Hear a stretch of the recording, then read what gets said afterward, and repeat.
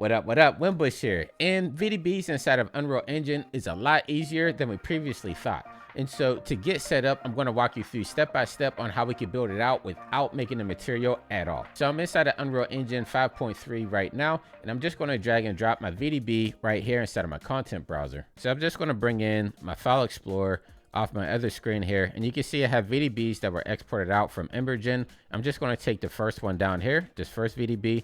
I'm going to left click and drag it into my content browser, and this is going to bring up the VDB import options. I'm just going to leave it at default as you see it right now, and I'm just going to click on import. Now this might take a few moments to import this VDB. There's a lot of frames in here, so just let this go to work. Now with our VDB imported, I'm actually going to come over here to Engine, and I'm going to come right here to search, and I'm just going to search for sparse volume material like so.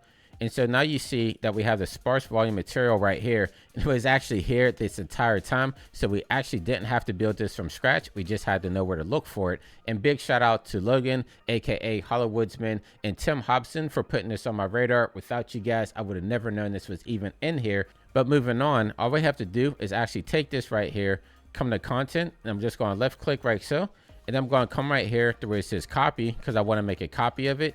And then if I come back to my content browser, you can see now we have a copy of our volume. Now we need to make this into an instance, in which all you have to do is right click on it. And at the top right here, we have create material instance. I'm going to left click on this. And now we have a material instance right here. So if I double click on my material instance, and let me drag this over. Now this should look very familiar if you see my past tutorial, but this is everything that's already set up. So we don't have to actually make a material from scratch. Everything is already set up from Epic Games for us. So if I click right here where it says sparse volume texture, I'm just going to take my VDB from Embergen, left click, drop it in there. And then I'm going to turn on my density map here as well.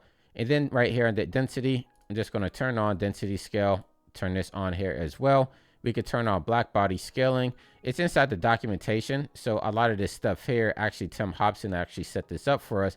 But everything here that I'm doing is everything that you're going to need. Set up my temperature right here as well.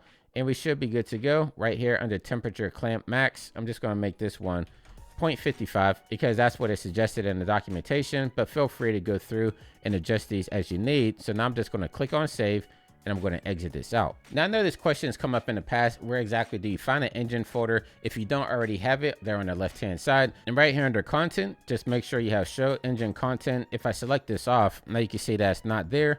Turn it on. I usually just have it on because then you can come over here and you can search for anything that's internal inside of Unreal. So again, I'm just going to look for sparse volume texture, and that's exactly how you find it. So now that we have our material all set up, I'm going to come up here to where we have the cube with the plus symbol to quickly add this volume to our scene. So if I come down here under all classes, I'm going to look for H. So let me scroll all the way down here with my mouse, and I'm going to bring in this, I still can't even say it, the Heterogeneous Volume. So I'm just going to left click, drag that into my viewport here, and I'm actually going to solo this out so it's directly in the center here in my location.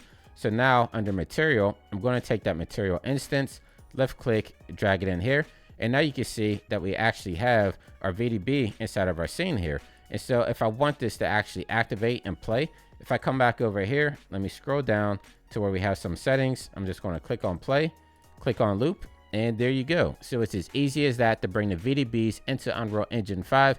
So hopefully this helped you guys out. I know in my past tutorials, we actually built this out from scratch. We no longer have to do this. This was right here under our nose the entire time, but big shout out to Tim for actually putting together the documentation for Epic Games. So we now know exactly what we need to do to get VDB started. And I actually want to give a big shout out to Logan, aka Hollowoodsman. I'm going to link his channel down below as well, because he's the one that actually put this to my attention so that I could do a tutorial here for you guys. So once again, if you're new to the channel, make sure you subscribe, leave me a comment down below, let me know if this helps you out, and until next time, stay fresh, keep creating, and I'll catch you in the next video. I'll see you soon. Take care.